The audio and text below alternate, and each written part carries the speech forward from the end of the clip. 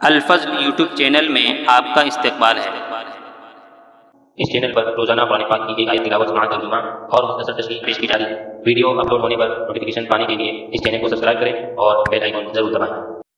السلام علیکم ورحمۃ اللہ وبرکاتہ۔ میرے دینی و ایمانی بھائیوں اور بہنوں، سورہ نساء آیت نمبر 30 پیش خدمت ہے۔ اعوذ باللہ من الشیطان الرجیم ومن يفعل ذلك عدوانا وظلما فسوف نصليه نارا وكان ذلك على الله يسيرا۔ اور جو شخص یہ نافرمانیاں، سرکشی اور ظلم سے کرے گا تو ان قریب ہم اس کو آگ میں داخل کریں گے، اور یہ اللہ پر آسان ہے۔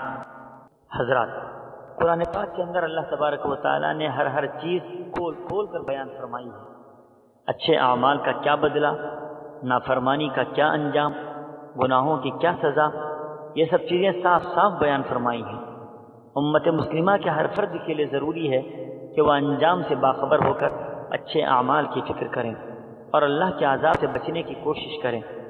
اسی بات کی وضاحت کرتے ہوئے اللہ تبارک و تعالیٰ ارشاد فرماتے ہیں کہ جو بھی شخص ظلم و زیادتی سے باز نہ آئے بلکہ ناجائز طریقوں سے دوسروں کا مال کھاتا رہے، ظلماً کسی کو قتل کر ڈالے، تو اس کا ٹھکانہ جہنم ہے، اور خداوند قدوس ایسے لوگوں کو دوزخ میں داخل فرما دیں گے۔ یہ کام اس کے لیے کوئی دشوار نہیں ہے بلکہ بہت ہی آسان ہے۔ وہ خود مختار ہے، وہ ہر بندوں کے ساتھ عدل و انصاف کا معاملہ کرے گا۔ اللہ تعالیٰ ہم سبوں کو گناہوں سے بچ کر زندگی گزارنے کی توفیق عطا فرمائے، آمین۔ وآخر دعوانا ان الحمد للہ رب العالمین۔